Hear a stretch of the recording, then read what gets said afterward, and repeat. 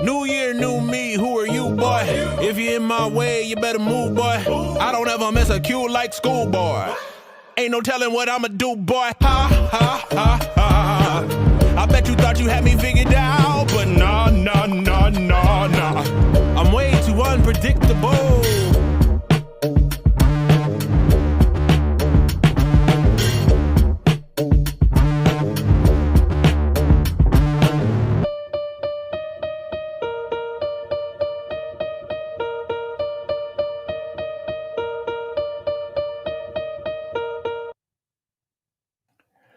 Hello, everybody, and welcome to the Tech Disruptors podcast. We are back for another week talking everything tech, and we have some very special guests with us. As always, they're very special guests, but I'll introduce my co-host first. I'm Jason. And below him on my screen is, I think it's Devin. Hey, Devin, how's it going? And we have a very special guest. You may know him from YouTube as Average Dad. Can we call you by your first name? Oh, hang on. I think he's muted. I think you muted yourself there. Yep, there we go. Sorry, there we go. First mistake. Yeah, you can. Mike, call me Mike. So we got Mike from Average Dad Tech, and we have had a crazy week. Pixel releases, crazy AI, and everything else in between. So I think first we'll just kind of like introduce Mike and just kind of give people an idea of who Mike is. So Mike, can you give us a little rundown on who you are and what you do, so our viewers can look you up? Of course, yeah. So Mike, as I say, Average Dad on YouTube. I started this crazy YouTube journey a few years ago, not knowing where I wanted to be. I think if you look back at my first video, it was like a military fitness test of all things. And then I just slowly found myself during lockdown being drawn towards, I've always been obsessed with phones and technology, and I found myself being drawn towards the Chinese Asian market. So I bought myself a Xiaomi Mi 11 Ultra from an import company, and then from there it has just snowballed to over 200 devices, and I find myself not quite Mr. Mobile Fold guy, but I find myself being known as the guy that reviews all fold phones, literally all of them from the Chinese market, and that's how things have gone. And yeah, the channel's growing, we've got a tech store, we've got a community, crazy things happening that while still having a full-time job and a family, and like all of us, yes. Yeah. Well, let me ask you a question before you go into so you talked about foldables, and me and Darren have been known, like Devin, I can't speak for you, but we've imported many phones. Now, I in the States try to get the global version because when you get some of those Chinese versions, they don't have Google Play services. You can sideload things, but they don't always work. What is your opinion? So I'm sure you get some of those phones that don't work, just don't have Google Play services. Is that something that bothers you, or you're just more like, hey, I want to see the hardware, I want to see how it works? It's a funny one. It's a really good question to ask, and it's good that I can say it out like in person live. I've said it in many videos. Nowadays in 2024, every single phone, every single one apart from Huawei, has Google services built in. The Google Framework, Google Mobile Services, GMS is all built in. So every native app store from Honor and Oppo and Xiaomi, just search Google Play Store and download it. No APKs, no workarounds. I've made many videos. The biggest thing is Android Auto. Everybody talks about Android Auto and smartwatch connectivity, but there's fixes now, not even workarounds. Honor, Vivo have just developed Android Auto on their platform, the Chinese ROMs that will push globally. It's being rolled out in a phased approach. Honor have got it again being rolled out by the end of this year. There really shouldn't be many workarounds, which is the ultimate goal for me is to have that, because that's so many amazing. people have put it off. That's been my biggest. It's a big deal. Yeah, because I'd love to get like the Vivo 100, the Ultra, X100 Ultra. But, but I don't want to, because the Pro was amazing. Me and Darren love the camera, but I don't want to get the Ultra and I use Android Auto almost every vehicle I have. Here in the States, we drive a lot, so we need to have entertainment. And then Google Wallet doesn't seem to work on a lot of these. No, but you said there's workarounds. I just maybe haven't looked deep enough. And it just depends how deep you want to dive with certain things, like so that Wi-Fi calling, Google Wallet. Google Wallet works, banking apps work. You'll find that some banks are more restricted than others. So what you have to do is use an app called the Curve app. So Curve is like a big global banking. You just add all your cards to that app. The app is NFC compatible. So you still use not GPay, but it's CurvePay. Same thing, free Wow. to use. There are always workarounds for 99.9% of things nowadays. That's You amazing. just Yeah. blew my mind because I'm gonna go buy every Huawei because I was while just we know gonna has say- some limitations. Yeah. My wife I'm just is, gonna start getting all these Mi Mix 4 foldables and all these kind of things. Great. My wife is not going to like the conversation that is going to happen after this podcast. Like, hey, I got to go buy a new phone, I guess. Blame Mike. Say it's Mike. Yeah. Without naming names, I've got a members WhatsApp group. There's about 150 of us in there now, and without naming names, there's a few that have messaged me privately to say, could you like send the phone to my work address so that my wife doesn't know? And I'm like, hey, it's your money. You do what you do. But some of that, if any, it's a bit late here, so they may not be watching. But yeah, they'll find that funny because it's dead true. That's funny. But Mike's going to share this with his group a little later on. I know it's like midnight there, so we'll try not to wake him up. Absolutely, it will be shared for sure. Has been a few times, so yeah. So, Mike, I'm going to ask you probably the question you get all the time, but I'm going to ask you, and outrightly, with just off the riff, you're not allowed to overthink it. Favorite foldable ever made? Go. Vivo X Fold 3 Pro. Wow, that was quick, eh? And Vivo has recent been- too. We've been Yeah, impressed yeah. with Vivo too. Yeah. I like across the board, guys. I mean, obviously they released global versions. The X100 Pro was global, and a couple of others. They just make the best, for me, the best hardware, and also Origin OS is their Chinese software. For me, it's the best software. After One UI, it's the best Android skin I've ever used. Even the Chinese Origin version OS is the Chinese version. It is, yeah. It's Fun Yeah, Touch. what's the US version? Globally. Fun Touch. That's Fun right. Touch. Yeah. Okay. Fun Yeah. Touch. So yeah, X Fold 3 Pro. Everybody asks me, it's the most burning question because it's me, it's foldable. And I'm just honest. Yeah, but it's the X Fold 3 Pro purely because of the whole package, and the cameras are the best. The cameras are the biggest compliment I can say is the cameras are like candy bar or slab phone, Yeah. whatever you'd call them. Yeah. They're as good as like, an Oppo X7 Ultra or an S24 Ultra, phones like that. So yeah. So, Well, Jason, we got the folding guy here. I got to ask this We do. question. Now, I know Yeah, you saw go. this, Mister Michael Fisher. who's the boss? Oh, Mr. sorry, Mobile. yeah, Yeah, Mr. Mr. Mobile. Who's the boss? Yeah, Mr. That's Mobile. a totally different. We're not touching Yeah, that we'll yet. get to that shortly. But anyway, Michael Fisher, I love the guy. Yeah, He's very me too. smart. So he did an interview today. I think the video just came out today where Yeah. he interviewed some of the guys Google. from Google. yeah. And he asked him, he said, the foldable was a huge departure, but I understand why you did it. What about a Google Pixel flip phone? Yes. And his response was kind of like, hey, the market's saturated. We don't Yes. think it's in the portfolio. Do you think that Pixel would benefit from a flip phone, or do you think he's right? It's kind of here, at least in the U.S., it seems kind of saturated, and everywhere. Is it too saturated for that right now, or do you think they could benefit from that? So me with my analytical head on, I don't think the market's too saturated. I think Samsung have pretty much nailed it is the issue for Pixel. For them to start from Gen 1 when Samsung are on Gen 6, unlike their fold phone, their large format fold phone, Yeah. which is a sham, the flip is actually, and I'm not a flip phone fan, but I think Samsung have I. nailed it. You've got companies like Vivo and Oppo and Xiaomi have got their flips.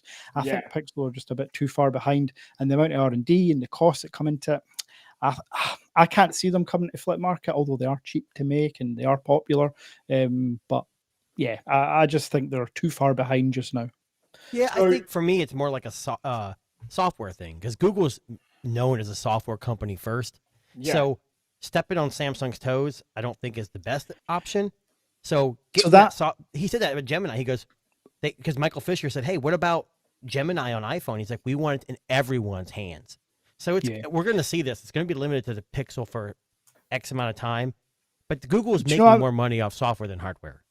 Oh, for sure, yeah. But it's interesting you bring that video, that interview. I watched the interview today, and you will rarely see someone talk positively like a Tim Cook talk. He mentioned Samsung, I want to say 3 or 4 times in that interview alone, glowingly. They have a closer relationship than I think people think. Or a lot of yous will know, but a lot of non-balls deep, if I can say that, people in the market. You could say whatever you'd like. They have a really close relationship to the point where maybe there's contractually an agreement. Yeah, that's exactly what I was thinking too. Okay, He made it sound so- like it was saturated, but I'm glad you bring that up because in that very same video, what's the gray-haired Google guy's name? Craig. Is it Craig? Someone or other. The guy that does all the promotional stuff in their videos. I forget his name. Anyway, he mentioned that he'd been using a Z Flip 6. Yes. So that actually ties into what Mike's saying there, is that maybe this connection is strong, like really strong. And, you know, I mean, I know I don't know if you guys caught, there was a video released earlier this week where Marquez's team reviewed all of the Nexus line. They went back through all the Nexus phones. Yeah. And I know we always say, you know, Nexus, we revere Nexus phones for their, you know, what they were. Yeah, of course. But it's interesting to hear someone at Google say, I'm not using a Google phone. I've been using the Z Flip 6. Well, I mean, I think what he meant was like flip wise or fold wise. He's using a Samsung, but if you asked him what foldable he's using, he's not going to say no, of course not. But the fact that he said it in an interview is interesting to me, because I didn't expect that. I expected him to go, oh, well, I've been using the 8 Pro for the last year, and, you know, yada yada. Devin, now you're new to folders, if I think if this is right. You had a Pixel Fold, is that correct? Yeah, I've got a Pixel Fold right now. I had the original Samsung Fold. Probably tiny 6 months screen on the after outside. Heck yeah. Yeah, probably 6 months after it came out, and I didn't have that for very long. I didn't care for it too much. So Devin, let's do a stat. You said you had the Fold, right? Yeah. Average or Mike average. Yeah. You said you prefer folds. So my reason is I like the book style candy bar fold because I can use the outside screen. I don't have to open it as much. In the back of my head, I'm thinking a flip phone. I don't care how big you make that screen. You're still going to want more real estate in certain situations. So you're going to be opening it more. And I feel like that screen is more likely to have issues in a flip than it would a fold. Yeah. That's my reason. The other reason is obviously opening a folding device, you have more real estate. Yeah. What are your guys' preferences? Is it flip or fold, and why? Okay, anybody can go first. I'm going to jump first. So I've had the Oppo Find N3 Flip, I think it was called. Okay. Whatever their Oppo. Yep. Best camera setup on a flip phone because it had a telephoto. It was one of the only flip phones that I used had a telephoto. Yep. True. Arguably probably the best camera that's ever been in a flip. But the OS was a little interesting. The outside screen, you couldn't really do like anything on it. But great cameras. I also had the Z Flip 5. I had the Z Flip 6, which I bought for my wife, and she hated it because she felt like she couldn't do anything on the outside screen. It was very limiting. But I like flips, but I'm a nostalgic like 90s child, right? So like I had a flip phone when I was younger, and that was how I started in cellular technology. But I understand why foldables are appealing, especially I had the Pixel Fold a few times. I bought it, sold it, rebought it, wanted to try it again. You don't have it anymore? No, I recently got rid of it. Actually, Devin's got it. Devin has Mike, it. Do you still have the original Pixel Fold? No, I've had 7 and I have none just now. So you're like 7. So me and Devin are the only ones that I still have my Fold, but I'll be honest with you. I turn it on. I've got like 3 or 4 phones, but I don't use it for anything. Really so I told all my viewers, go and get them on eBay just now because you can pick them up for like, I'm going to say pounds here, 450, 500 pounds. Yeah. But the trade-in you're going to get is more from Google, so it's actually a phone for nothing. So I think Google are offering up to like $800 for the Fold or something, which is not going to lie. That's why I bought this phone a couple of months ago. I was like, you know what? I'm going to try it. If I like it, phone for a couple this of months, is going to be the best trade-in value. I'll be honest. Towards the next one. I like the widescreen when you open it. Yeah. I didn't like the OnePlus because I didn't like the square. I felt like I was having an iPad in my hand. I didn't like the square aspect ratio. And I think the new Pixel is more square. So it's actually taller than the OnePlus. It is, but it looks beautiful when it does. It's not. Look, Google does good hardware, and I think I'm not thinking that. Do I wish they'd kept the passport formula? Absolutely. I still think that's the best play for that, but I understand, and I think he said in the interview with Mr. Mobile there that they wanted to go more conventional because they're trying to get this experience of like a small tablet or whatever. Look, I'm going to sign up for hashtag Team Pixel because everyone's dropping out. So maybe I can get a free folding phone and review it for them. Yeah. Well, we'll come back to Team Pixel. There's a lot I want to say about that. I had to say something. But anyway, so yeah, I mean, I think all of us have had folding phones and flipping phones at some point here. And I think, you know, Mike, I guess the question, I know we're kind of talking about folders here, but a lot of people will say they're not worth the trade-off, right? They're gimmicky, too expensive. Probably if you're using the outside screen more than the inside screen, it's not worth it. So what makes it worth it for you? That's the question I would like to know. Convenience, to be honest. I mean, the outer screen, I was reaching there while you're talking because I've got the OnePlus Open Apex edition that actually arrived today. So I know what you're saying about the outer cover screen, but having used this is a glorious outer cover screen aspect ratio wise for me. I love this thing. I noticed the pixels slightly more curved. It's at the left hand side bezel. But that color. That color. Oh, that. I said, look at that. It's just spectacular. It's a beautiful device. So for me, it's convenience. You'd already touched on it, Jason. Essentially, it's a phone. And when you want it to be more than that on a plane or sitting traveling, you open it up, you've got, you know, a slightly larger canvas for multitasking, for consuming content. And that's what it is to me. A flip doesn't represent that. A flip is something you always have to open or close. That's not convenience to me. And that's why. And then also you touched on it as well. They're done. The cameras. There is what kind of irks me. The only thing for me about the Samsung is they could easily fit a 3x optical zoom lens taken from the Z Fold 6, popped on the Z. They could do it easily, but they won't for financial reasons to make more money and more profit. But they could, and then it would be the perfect flip. I'm still never going to buy it and keep it, but for people, that's what's putting people off. The cameras just aren't up to scratch, but it can be done. My question is this: who beats it to the punch, Motorola or Samsung on adding a telephoto? Oh, Samsung, come on. Out of those two, I think Motorola probably beats them to the punch. However, Samsung will implement it better. I think. So Samsung's like the Apple of Android. They kind of, especially with foldables, they've been laying back and they haven't been doing a whole lot. Exactly. I'm hoping in the next few years they say, hey, oh my God, Pixels, because I'm assuming Apple at some point will maybe at least make a flip, and they'll have to do something. 2026, apparently the patents have been there for years and years, but the rumors are very strong for 2026 for only a flip, not a fold. And then interestingly, that I'm sure you have heard, but in October in South Korea, there is meant to be 90% of the way there a Samsung Fold Slim. I think they're going to go with the naming convention, slightly wider outer screen, slightly better cameras. It's like a pro version, I believe. So it's either going to call it like the Pro or the Ultra, apparently, only in the South Korean and Chinese market. Of course. I'll have it. Interesting. Yeah, you'll get one, right? Mike will have it first. I'll have it. Nice. Well, actually, that's a nice little segue. So there was a crazy report that came out today about Apple developing a rotating iPad something or other. Let me see if I can pull it up here. I thought you were going to talk about the patent for a smart ring that works with their VR stuff. They're saying it's like, I'll share the screen here so you guys can see it, like a tabletop device of some form. Hang on a second. I'm not pulling up a video here. Relax, Jason. I know. I'm about ready to cancel you right now.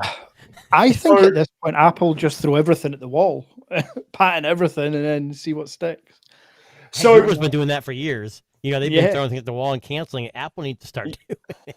Well, so this is interesting to me, this one, because I can't remember what company did it, but it might have been Echo, Amazon, and their like Echo series and all that stuff. But do you remember they had the Amazon Alexa rotating the screen that would track follow you? Yeah. So I mean, this article that came out yesterday on Engadget saying that they're working on a rotating iPad tabletop device with an arm, right? With an arm, yeah. So like, I don't know what they're thinking. There's basically saying that it can tilt the screen up and down using actuators and rotate 360 degrees. Hold on. hold on. It's got an arm.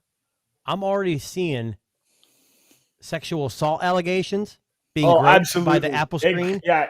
Not just that. Oh, sorry, teacher. I couldn't finish my homework. My Apple ripped it up. Yeah. Yeah. I mean, come on. Well, I mean, so Yeah. I could be wrong. I don't know. I think this is going to be like a home assistant. This is what I'm calling. And I think it's going to be iPad-esque design. But from what they were saying here in this article is that it could tap into Apple's DocKit software to track users as they move around their home for video calls and more. Apparently, employees have been working on this for some time now, linking it into Apple's AI and Siri. So I'm thinking assistant. I'm thinking like Amazon-esque, Alexa-type rotating assistant, which I think they're trying to fit into a market that's already well established by Amazon and Google, and they're going one step further by including a strange arm. Now, I say strange because it sounds strange. It could work just fine. Yeah. I don't know. What was The arm is the thing that makes me more skeptical. Not that, like, I think the moving around the house, the tracking. What Apple will do is put a health and safety. You know, like this will help you if you're disability or something. Maybe that's where the arm comes in. Right. I'm just not sure about it. But what if you go down the stairs?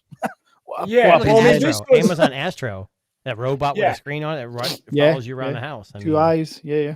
Well, this is what I was talking about. This is the Amazon Echo Show 10, which would move and I guess, I don't know, as track you somehow, somewhere. But this wasn't particularly popular. I don't think it was particularly successful for Amazon. But I mean, if this is kind of what they envisage, even if it's something that looks like this, I mean, not a bad idea if it has a built-in like HomePod attached to it. What's the biggest seller? What's the USP for an iPad? What's the first thing? $369, maybe a little less. No, the USP. What's the unique selling point of an iPad? So why would people buy an iPad? Because they're pretty portable, yeah. Right. Yeah. Right.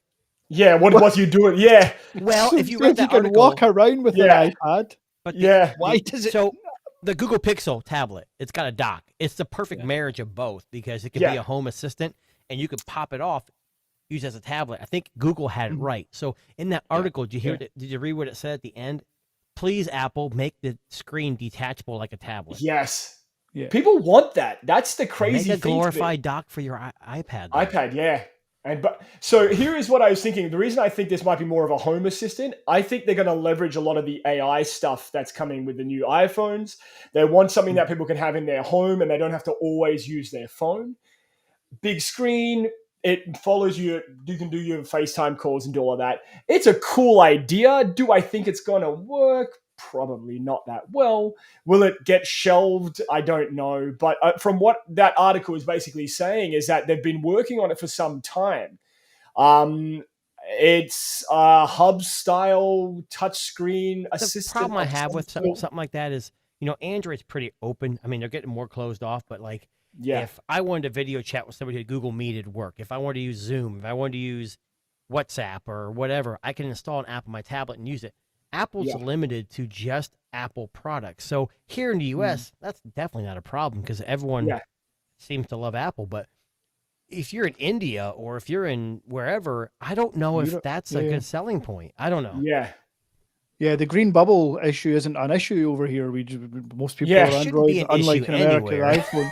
The one thing I would say is Apple aren't one of the richest companies in the world for no reason. If you've got a business head on, you've got, I don't know how many hundreds of thousands of HomePods sitting in a warehouse that nobody bought. If you can manufacture a little implement to slap 10.2 inch, 10th generation iPad, you could slap to it. There you go. You've made a new product using old parts.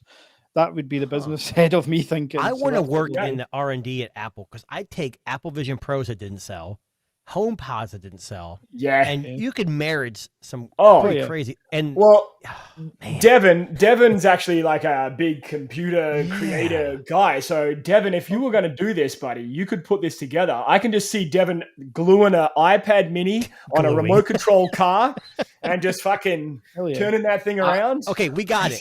Tech disruptors are going to buy the product. The misfit toys of Apple. We're going to send them to Devin. He's going to put them together, and then we're going to sell these things to Mike. Yeah, I still need the arms. I'm in. Like I Deal. still.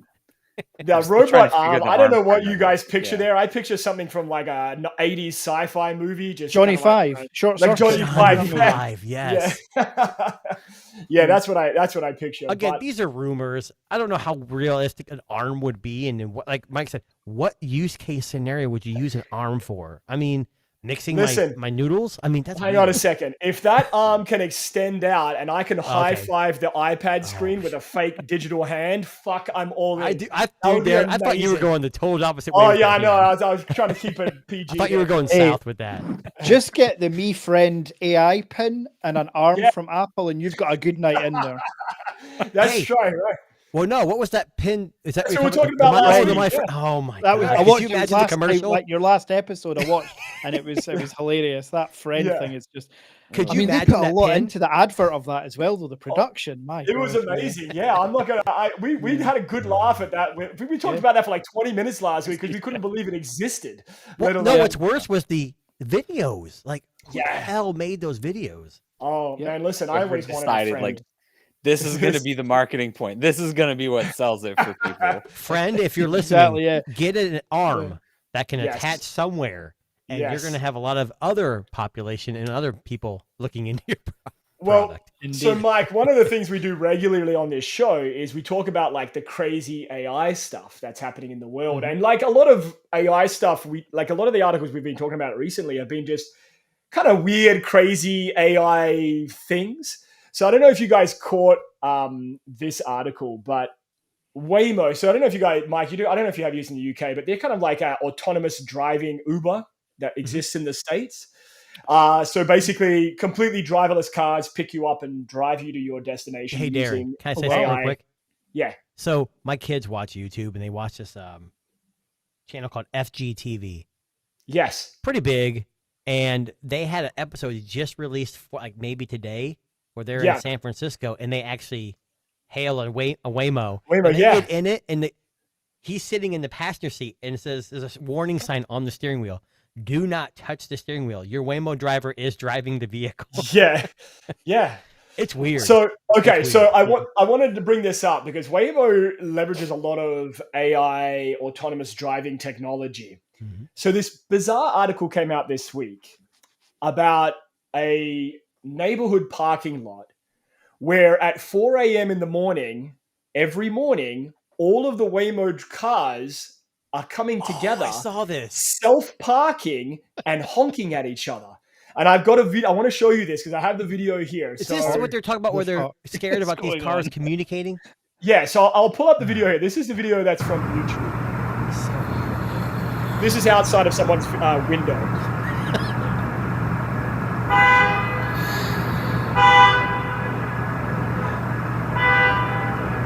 Now remember, this is autonomous cars. No one is driving. Have you guys ever seen Maximum Overdrive in the 80s?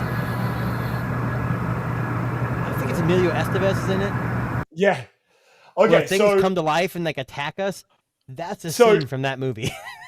Well, it's I like was the movie re- Carrie as well, isn't it? Yeah. What is it? yes. Carrie, the car. Yeah. So it's located like this. I don't know where this is in the world. It's on CBS News. I caught it, but basically, this is a screenshot of the parking lot. Now, this is. I don't know if this is like a software thing. I don't know if they have to come together at some point, like they all link back up. But essentially, the cars are meeting in this parking lot, self-parking, and communicating with each other. Honking at each other. I don't even know how to explain what this is, but this was a little bit concerning for me because okay, so obviously CBS covers this because the 4 a.m. honking is waking people up in the middle of the night. You've just got repeated horn honking. What it looked like to me is that the honking is like letting them know, hey, park here, like it's like a check-in system. I don't think it's That's actually anything more communicating with each other. This is the problem, people. These cars are talking to each other and than- fucking Wait, is that a self-parking. Skynet sign I see over there? Yeah, Exactly. Yeah. I T1000 right just there. walking by, yeah. so these residents of San Francisco upset obviously because it would piss me off if fucking driverless cars were communicating with each other at 4 a.m. every single morning, which is what they're doing. But I almost wonder, like, and I know that says here the vehicle gossip sessions are waking up human neighbors. What is it? Why are they coming together? Yeah, that's my question: is why? Why are Yeah. we have a thing here in the UK? It's a big thing. I haven't partaken, but it's called dogging. Essentially, you go to a random car park. It's dark at night. You flash your lights. Some lady of the night might come over and sort you right out. It feels like the cars are just maybe looking for a good time. They're reaching out to the people of the night. And they need the arm. Yeah. But from this, I saw some information like they're trying to pass a bill now or something where EVs in general cannot communicate with each other.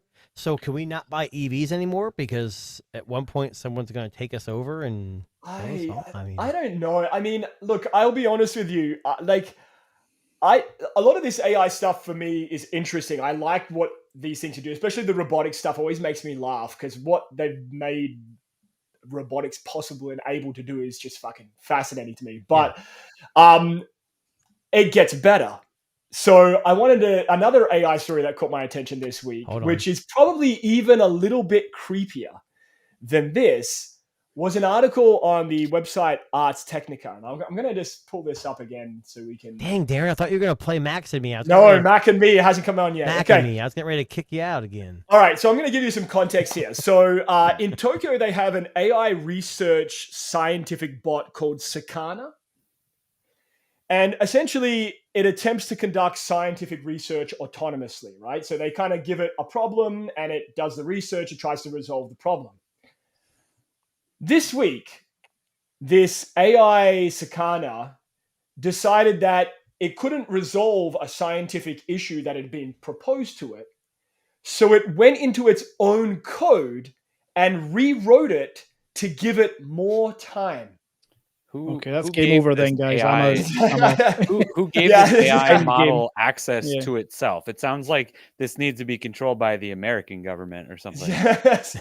So I saw this and went, we're like dooming. I have like the whole code here for those of you who are interested in code, but it went in there and essentially tried to give itself more time. So, and I don't know if it's from shame or embarrassment or I don't know what that is, what that feeling is. What's the Marvel Avengers where AI's... it's like Ultron. Yeah. We're going to be all lifted in the air and we're going to have, the Avengers save us. I'm maybe naive here though, but does at some point when the manufacturer, the code, the initial code writer is writing the rules in the script, I assume they've put into their code that the robot can do this by itself and that's the parameter, or has it just decided this is out of the code, I'm just doing my own thing? Or is it, if you can't solve something, take extra time? So it wasn't really its decision, it was already done by the human that wrote the code? I don't know. I've not read the article. I'm not a code writer. I wrote code a long time ago and I didn't do very good at it. But I would assume it's not so much that they allowed it, is that they didn't allow it. Like they didn't say, hey, you can't, this is your time frame, you got to stop. So and I said, no, to Devin, I'm taking more time. Yeah, like to Devin's thing, it's not necessarily the U.S., but they need more. This is why AI needs that, not government. I shouldn't say government. I mean, how you look at it, but some kind of moderation. That way, we don't have these. This is the kind of stuff that scares the general public away from AI, and AI is going to be beneficial if we can keep it under control to a certain extent. Well, so here's the thing, and I like this, and for me, it's not necessarily the fact that it did it, it's why. And like I said, I jokingly said there, like, is it shame and embarrassment, which would, and this is kind of brings us back to this big idea of like AI becoming sentient and being able to think for itself. Why did it do it? Now, it just says here that it simply tried to modify its own code to extend the timeout period. That means like a high school kid or a kid in elementary school, it basically said, oh shit, I'm not going to get my work done in time. I wish I had more time. And that, like, I don't know, when you were a kid, like you set the clock back or like whatever. Yeah. And that's out of fear, embarrassment, and shame. No. Well, but I'm sure that it's testing its boundaries. Or testing boundaries. Yeah, that's another good way to look at it. Yeah. Hey, I can extend my time. Now I'm even more sentient. Now I can do I'm going to take over the world. Yeah, well, you know what I'm saying? Like, if it's already changing the time, what else can it change, right? Like, those parameters are there for a reason. What were you going to say, Devin? Yeah, sorry, I remember reading an article a while ago. I'm sure that you guys saw the same one where there was some like military drone or something that was using AI to go and find its targets, and then something about the person operating it said, okay, no, you're done, come home. And it tried to then take out the operator so that it could finish its mission, so that it can continue taking out its targets. Yeah. So, I mean, and the explanation that they used there was it was programmed to do this specific thing. And so it knew that it could do that thing and it could accomplish its mission, better if that operator wasn't there. Right. So you're saying is buy my kids a drone. And if it doesn't do what it says, it's going to come back and attack. Exactly. I think that's ultimately a great point. It's been programmed. It's there for a purpose. Its purpose is to complete whatever it's been asked to do. Right, yeah. What it's essentially trying to do is say, well, actually, the time frame you give me is enough, so I'll just extend it. But where does that end? Do you know? It's that what is the mission it's been given, and where does it stop? That's the scary part. Well, then you look at Gemini. Like we saw I know maybe I'm jumping too far ahead, but we see these weird, like you just showed these in the drone stuff. And then you look at the live stream. Well, Google did make a mistake. Some of their demos didn't go as planned in that live stream. But the Gemini stuff, where it was natural speaking, the Gemini Live or whatever they call it. I mean, you can tell there's a level of moderation there. And obviously AI is not perfect, but it's a stark contrast between a military drone attacking its handler, I guess you could say, and Gemini Live having a sarcastic conversation with you. Yes. I don't know. I know. That's where it comes like, and I'm not saying it's the US. I just think that the UK is real big on this. The EU is, to some extent they go too far, but I'd rather them go too far and then backtrack than not do enough. And then we'd be in a hole. So for sure. Yeah. No, I agree. It's interesting times as long as we all stay alive to see it. That's exactly right. I mean, look, we already know you can buy a friend pin, right? And then it'll just talk to you. Yes, I should plug my website now, rentafriend.com. Yes. You can rent a friend and it's low prices, 19. He shows up at your house. I'm not only the president, I'm also a member. He holds up the boombox. Holds up the boombox outside your window, Wow. Anyway, so just a couple of fun little AI stories there. Now, great segue here because I don't know if you know, but this massive media company, you may have heard of them, Google, had a big release this week. But they Google Pixels. There's folding phones and all kinds of things. So watches, the whole lot. So let's break down everything that was launched this week from Google. Before you break it down. Who ordered, or let me rephrase that. Who pre-ordered what, if anything? 9 Pro XL for me. Okay. Devin, you raised your hand? Standard 9 for me. I had to go with the green. Okay. 9 Pro XL porcelain and 9 Pro Fold porcelain. Nice. Yeah. Okay. And Jason, what did you want? Yeah. Well, I got the 9 Pro XL, and I upgraded my wife's Pixel 8 to a Pixel 9. I mean, with the trade-in values, they gave you like $500. I mean, it's ridiculous. Yeah. The Fold I want to get because I have the Fold 1. Even with the trade-in, it's going to be about $1,000. Still crazy expensive. I'm still scared to jump on it because I've kind of backed off foldables for a little while just because I haven't been impressed. Yeah. But this new Fold looks pretty good. The only issue I have is that Tensor G4. Is it going to really be?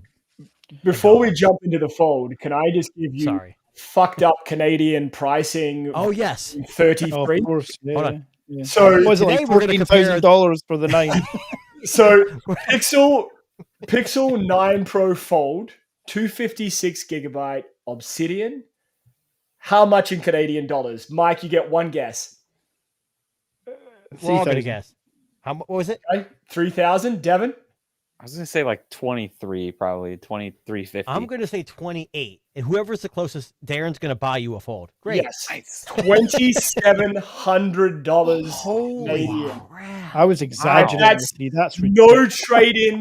trade-in. That's straight up like out-of-pocket price. Now, Now, do they if I give you wanted- equal amount on trade-in? So, like, will they give you double the price on a trade-in? So if I was to trade in my They give you $1. iPhone 15 Pro Max, $735 What? is all they're giving. That's Are you it. kidding Oh me? my That's it. God.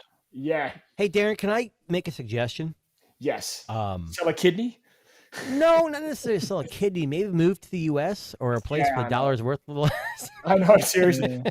Listen, I'm gonna keep bitching about this because I don't understand it either. I know we pay we pay the tax for it to travel an extra 30 kilometers from the New York I'm just border. saying, but to the U.S. offers a lot. We have cheaper tech. We have crazy politics. We have a guy with missing hair and all kinds of better crazy stuff cell going phone on. plans. Yeah, it's crazy. You should come on Missing down. hair, missing ears. Yeah, there's a lot going on over your way. We So it's make you feel not- better though. What do you say? Ours is £1,750, so Great British pounds, 1,750, which works out to be about 2,200 something dollars for the Pixel Yeah. Fold. So we're not much better than you when it comes to that price. We get shafted in the UK as well. 18 people are bitching And about for the the price, record, but it's the Mike- same price as last year. I don't think it's a slap in the face Oh no, necessarily. and isolation, the price is the same as last year, as you say. And for me, it's a massive upgrade in It is a some huge respects upgrade of from their form first one. factor, the inner screen. Yeah. So yeah, I just think in general, foldable prices have to come down as a whole. And people like Samsung and Google lead the way, and that's why Samsung annoy me so much. Samsung is never going to lead the way on that until they get some more competition. That's the problem. So, Mike, Yeah. I did think about importing it from the UK, but it would cost me $3,098 on the conversion. Just for the record there, but So look, Devin told me before you got on that he had an extra room in his house. You It's go down true. there, stay there for a week. You Yeah, get I'm it just- ordered. It'll come up in his house, and then you can take it home, and you can just drive on back home. I honestly, but Use listen, your Waymo. Get the Waymo Use my self-driving vehicle and Waymo, drive you. As long as it's not honking at 4 a.m., that's fine. yeah, exactly. And you know what the thing is, and you know, like, so we didn't get the original Pixel Fold here in Canada. Right. It just wasn't released here. I imported. I bought it off a third-party seller here. I think I paid $2,300 for the first OG Oh Fold. my god! Now it's here in Canada. And look, I mean, I love tech. I'm fighting with myself to not pay that crazy amount of dollars. But I'm waiting. For me, I always buy the biggest Pro model they have. That's been me doing that yearly for years now. I'm waiting to see what reviews are like because I'm not jumping on the Fold bandwagon just yet. Well, here's the good news: the Pro and the Pro XL are exactly the same except for size. They made a huge leap there. I think that's a great idea. Great Unlike idea. Yeah. most, even the Pro 15 Pro and the 15 Pro Max have a slightly different camera, very minute.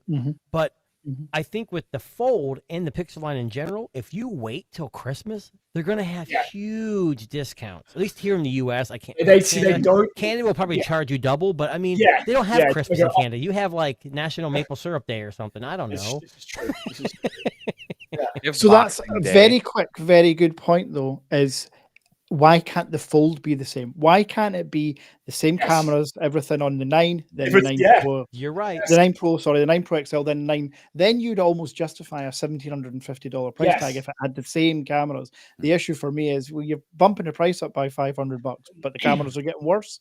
So So here what's is what my is issue. the, hold up, average Mike or average dad, whatever. What is the Mike. reason for that? Because Samsung's doing the same thing. Like they're making these foldables, but they're not making the cameras. There's got to be something internal that's keeping these cameras from being that much better. No, there's nothing internal. The Vivo X Fold 3 Pro is thinner than the Samsung by some distance, and it has a 1/1.1 inch sensor. It's got triple camera, but it's got the biggest telephoto lens in any Fold and in most candy bar phones. It's not size, it's money. That's all it is. It's parts they've got lying around. They rely on software. Samsung. I can Well, like speak you for said, days, but they're $1 trillion companies for a reason, right? Yeah. Yeah. So you know what's been pissing me off about this Pixel 9 series release, especially with the Pro, the Fold. Every interview I've seen, there has been these tech people saying that it's the same size as the Pixel 9 Pro. So why couldn't they just take the fucking Pixel 9 Pro and add that fucking top screen? You know what I'm saying? Like, if you're comparing it to the Pixel 9 Pro with the Pro cameras and all of that, then it begs the question is, like, why wouldn't they just add the additional screen with the hinge? Yeah. Right? I don't know, it's money, and Mike's right. Yeah. Mike hit the nail on the head. Well, It's going back to not- the cameras, though. Is the Yeah. Pro, the new Fold, are the cameras different from the original Fold? No, Same cameras. there's no changes that I believe they're exact same cameras. Yeah, Okay, maybe so the process. as we know, I know I'm being a Google fan here. We know for a while with the Pixel, and even the not Nexus, the Pixel, they had that same 12 megapixel camera for like 4 or 5 years, and it's Yeah. all about processing. So Yeah. I to a certain extent, I think, I mean, there's enough upgrades in the new Fold where I think it's a hell of a deal. Just with the screen, the hinge, the thinness, the processor, the memory, that I'm not too concerned about the cameras, because I have the Fold 1, and while the cameras aren't fantastic, they're not Pixel 8 Pro good. They're definitely better than, I want to say they're kind of better than the Samsung, but I haven't had a Samsung Fold in a while. The last one I had was the 4, I think. If you allow me a minute to go talk about this phone here, We have tell to. you why. So I very, very quickly, I made a video last week, I was telling Darren about this, saying how this is one of the biggest scams in tech history. Now, granted, that title was, it grabbed a bit of attention, it got some heat. Really? Kind of not wrong, though. But I stand firm against it. I released a follow-up today because it arrived today. This was before it came, and I said, so I had the original OnePlus Open. I also imported the Oppo Find N3 Red 1 terabyte. That is this phone. No, he's just joking. No, it is exactly this phone. It's got the slider with the VIP mode that Tech Odyssey, who we'll talk about in a second. He's got a channel. Don't know if you've watched it, but he made a follow-up and he kind of called me out on that just today or yesterday. Anyway, and he was saying this is an upgrade. This is $1,900. Okay, this one here, $1,900 in the US, whereas you can pick up a normal OnePlus Open half terabyte for like $1,300. So essentially, you're paying $600 for half a terabyte of storage. Even Apple don't charge that. So to me, one less year of that's the upgrades. scam. One less year of upgrades. software support. The 8 Gen 2 chip, we're going to have the 8 Gen 4 in a couple of months. So it's almost a 2-year-old SoC. $1,900. How people can't see, and I had so many people in the comments like, oh, but OnePlus, like Apple and Samsung do this all the time. No, they don't. Apple and Samsung have iterations on their cameras, different software, new chips. Samsung always bring out the latest 8 Gen 3 overclock chip.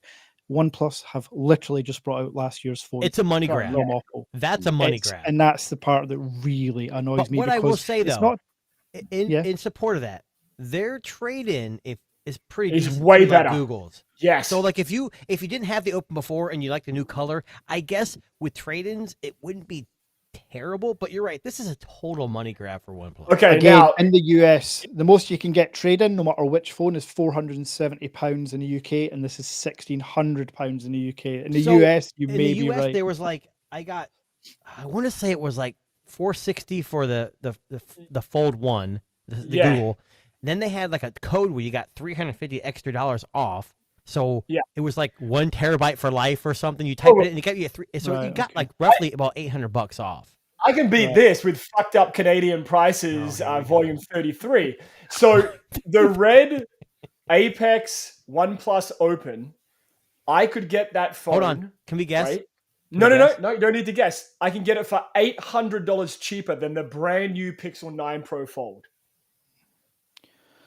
How? It's just different pricing. It's just cheaper. So instead of a full kidney, you only need a half a kidney. Exactly, yeah. So I could keep half and grow back. That's an interesting one, though, because where the debate between the Apex edition of the OnePlus compared to like the Vivo X Fold 3 Pro, which I will do a video on, the X Fold 3 Pro's got the 8 Gen 3 chip. Yeah. But when you're comparing the 8 Gen 2 chip in the OnePlus Open to the Tensor G4, Yeah. Probably still going to pick the 8 Gen 2 chip, to be Yeah. honest. Yeah. So that- You're 100%. Yeah, but Yeah. the Google Yeah. software, I don't know. I know. That might sell it. I don't know. That's why I'm It's waiting the for biggest reviews. selling point. It's the biggest selling Yeah, point. it is. Same with It is. Samsung. That's what's keeping Samsung going. One UI is still my favorite Android skin. In For general, I foldables? think One UI. For Mhm. foldables. For foldables. I think in even I've got the general? S24 Ultra on my desk. Just in Okay. general, I just Yeah. One UI just works with the Good Lock app. I just think it's smooth and clean. It's like Samsung is it's like Tesla of EVs. Like Tesla's been around forever, so they've worked out a lot of kinks. it's Like fine Samsung, tuned. Yeah. they're on their 6th generation of foldables, so they pretty much work. That's why they don't have to make crazy upgrades because they're working out and they're fine tuning. So So, Devin, I'm going to start with you. Are you a Team Pixel guy, Devin? I'm not. Mike, are officially. you a Pixel guy? Not anymore. No, definitely not. No. Jason, are you a Team Pixel guy? I'm a Pixel super fan. Oh, Pixel. I am a I am. I was invited to hashtag Pixel Superfan probably 7 years ago. but Right. I have never been invited to be Team Pixel. I've never been officially welcomed into Team Pixel. I don't have a badge. I don't have a fucking medal. Err. I wish I did. But now, so I want to talk a little bit about this because this blew up just in the last 24 hours. And there's a great article over on The Verge right now. If you want to know. I even got the water bottle. Yeah. Oh, nice. There you go. Ooh. He sold his soul for that, by the way. Oh, No, So- no. In their defense, when Pixel Superfans first started, I was in the beginning, and they would have what is it, Kahoot, like those online games, and you Yep. would be in a group of 500 people, and you just answer questions, and if you won, you got a prize. I won a Pixel 4a 5G one year. They sent Nice. me shirts and socks, but now it's there was no pressure because you just had fun. You talk to people. Now it's you have to make videos. You have to be. It's a little different now. Okay, so let's break this down because I think there's a lot to talk about here with this. So for those of you who are maybe unfamiliar and hearing this for the first time, so Google's under a little bit of fire right now because it's been discovered that if you are one of these Team Pixel members, you had to agree to some certain conditions. And basically here, they've got it on the screen here, but I'll read it out to you for those who are listening on Spotify. But it says here, by opting into this program, do you acknowledge that you are expected to feature the Google Pixel device in place of any competitor mobile devices? Please note that if it appears that other brands are being preferred over the Pixel, we will need to cease the relationship with the brand and the creator. And you had to agree and acknowledge this particular condition. Now, the idea here is, and what Google's trying to do is basically say, you want us to send you a review unit, a sample of our latest Pixel devices, then you've got to make sure you're truly and wholeheartedly Team Pixel. You cannot say anything disparaging. You have to be all on the Pixel bandwagon. Now, But hold on. So Yeah. I'm kind of confused by this question. So I'm a huge Google fan, but I use other devices. So let's say I have a channel and I feature lots of other products. The Google Pixel, I'm on Team Pixel. They send me a phone. Yeah. I do a pretty positive video, kind of like MKBSD, just hey, Yeah. this is what came out. Yep. And then I release it. And then the next day I do a video on the OnePlus Open that Yeah, Mike you're has. gone. Is it though? I mean, Yeah. I think, That's exactly what this says. Basically, they're saying here that you can't prefer another device over the Google Pixel. So if you say, the Pixel 9 Pro takes really good photos, but not as good as the OnePlus 12, or not as good as a Vivo X100 Pro, the minute that gets recognized and acknowledged that you're not preferring that device that they sent you, then they're basically saying, we're going to have to say goodbye.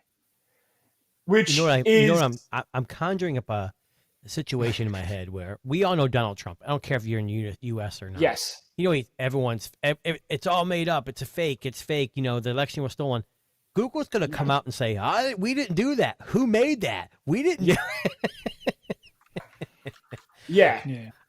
Now, There's two sides of the story. And I'm going Yes. to give just a couple cents. I think Mike's going to probably disagree with me here. Google is basically wants positive press. And I get where they're coming from. And I Yeah. think Samsung, Apple probably do this to some extent, maybe not that extreme, which is this is stupid on their part.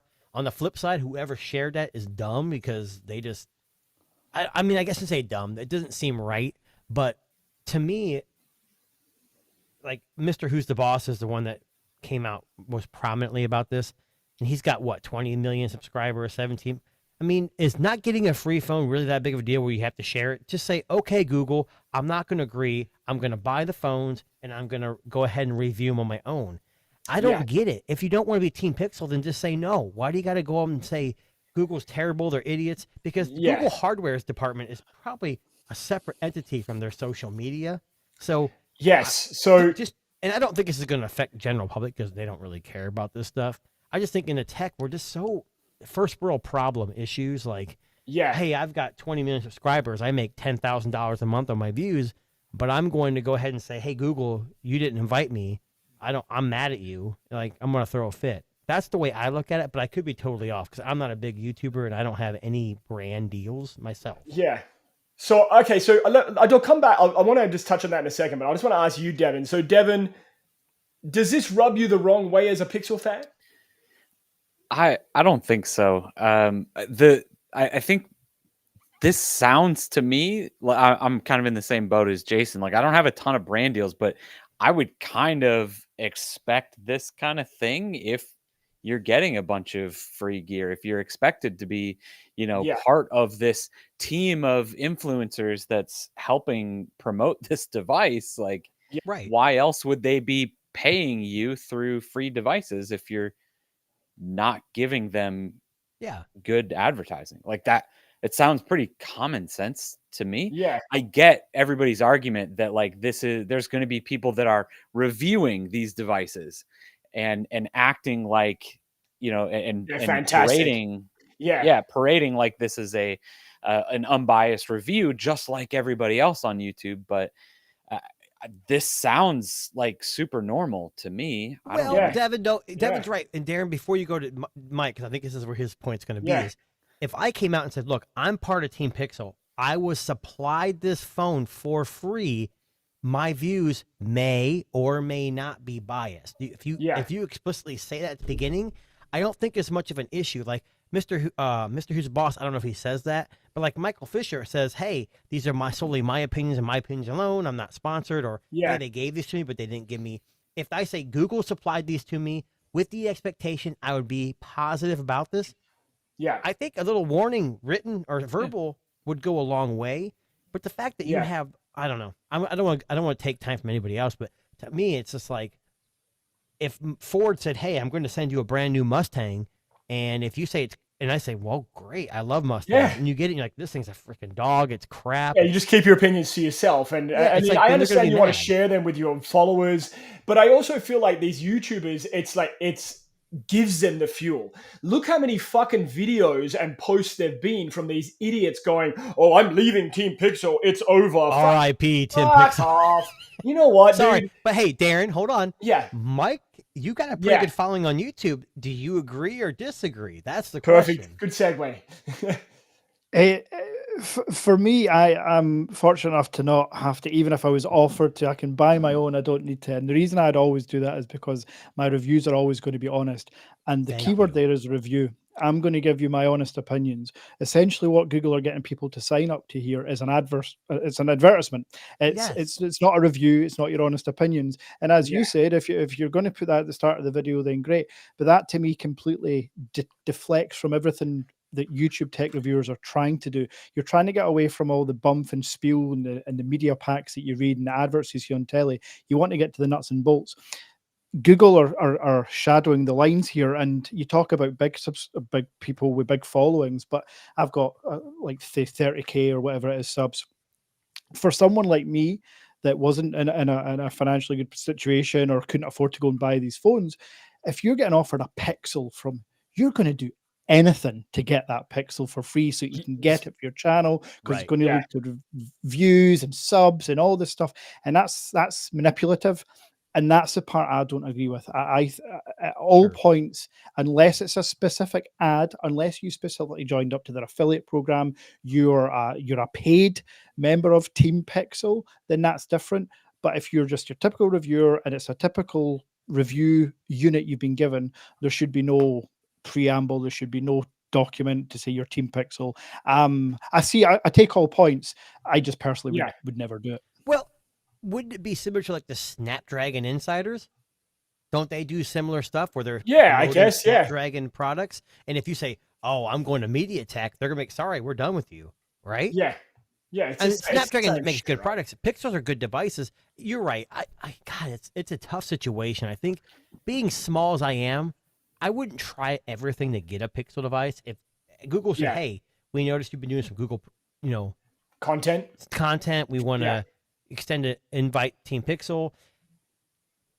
And if I said, "Well, if I'm okay with this, would I be allowed to say, hey, just to give you guys a heads up, I've got these devices for free. Some of this stuff may be, biased because I'm told to do this," but you're right. It's more of an advertisement, not a review. I don't think Google is supplying you to say, you must do a review. If the phone falls apart and the screen stops working, I think the first thing you're going to do is say, "Hey, Google, my phone just messed up." But I don't know. I think some of these bigger YouTubers can afford it, though. Like you said, me for personally, sure. Yeah.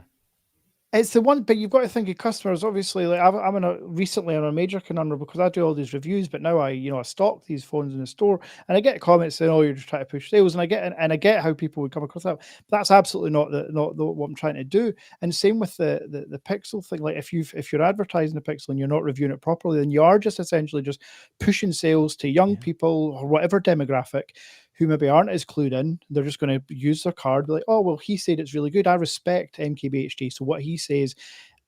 And that's the issue I've got, is people that maybe aren't as savvy to it are getting manipulated to buy these things. For me, what Google should do, if they on the back of this, is scrap that, and the next time they're releasing is just say, "Here's our agreement for influencers."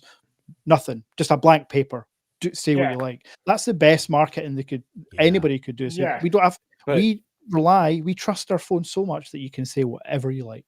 That's what people should do. From my understanding, though, Google is still sending out like separate review units to different people. Yes. And then Team Pixel is literally like their promotion side of things. Like Pixel super fans. So we are there to be like a fan.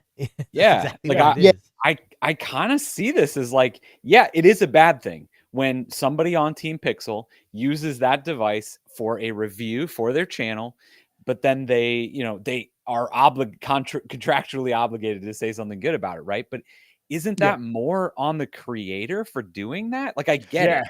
I'm in the same boat. I would love to get a free Pixel device to be able to review on my channel, whatever. But isn't that more on me for being bad than Google for saying, But Mike, very good point. You're spot on. Really good point. If I was a big YouTuber, which I'm not, but if I was, and I had a bunch of young people watching my videos, and I live in the U.S., I want to push the Google Pixel. So exactly. The iPhone dominates. Nothing against. I have an iPhone 15 Pro Max, but I want competition. I don't want 70-30. I don't want 70% people using the iPhone, 30% using, because in the U.S., when someone looks at a phone, they're like, "Oh, it's not an iPhone."